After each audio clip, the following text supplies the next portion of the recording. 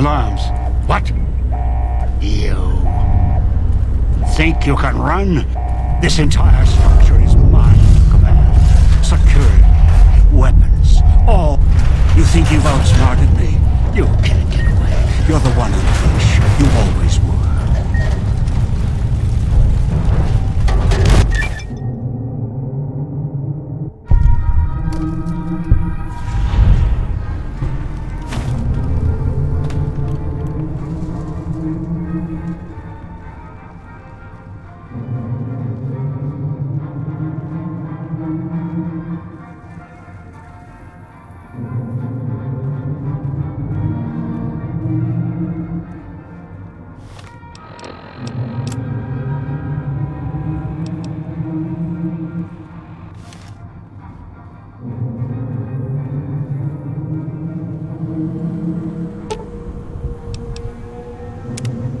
The survivors of the Sierra Madre thought about gathering at the fountain and waiting for the courier.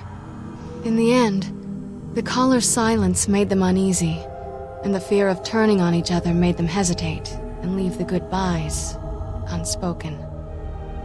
The radio message at the fountain was enough for them, and there was no need to add another farewell on top of all they had suffered.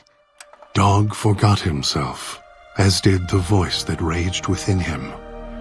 After their passing, a new voice spoke within the mutant shell. It was difficult for the voice to remember the two it once was.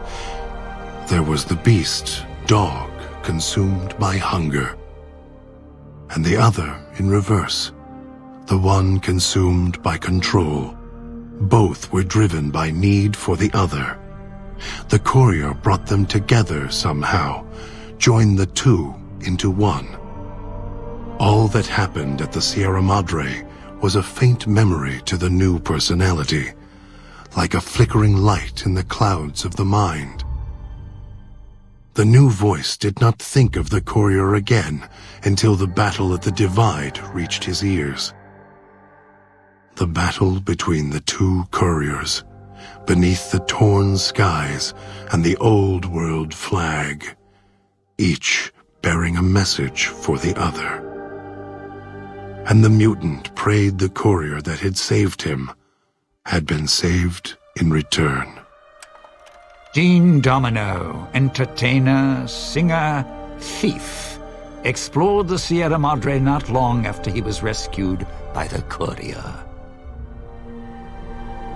Once he left the theater, the Sierra Madre recognized him as a guest, and many doors opened to him. He had to admit it had been built to last. During his search, he came across the final records of Vera and Sinclair and realized what happened the night the bombs fell. He felt strangely sad for a moment, and he had no idea why. Shrugging it off, his mind turned instead to where the courier had come from.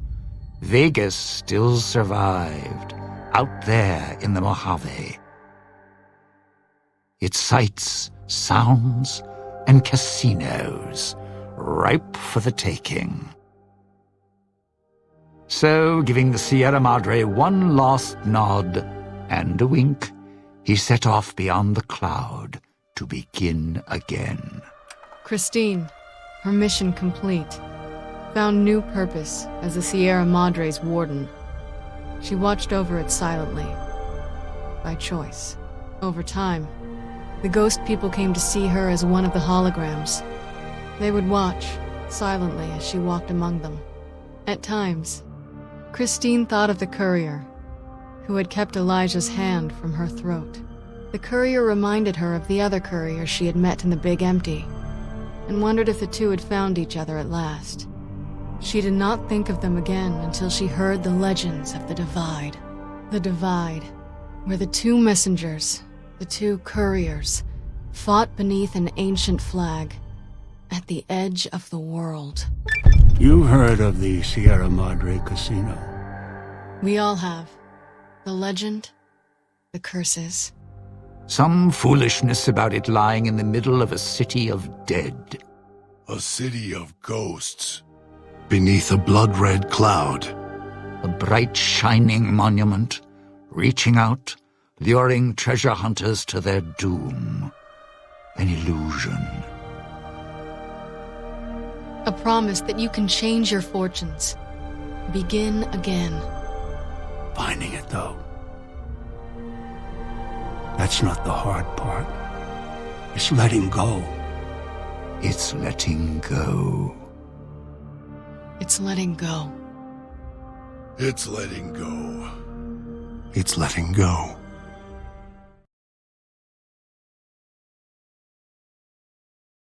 Wait a moment.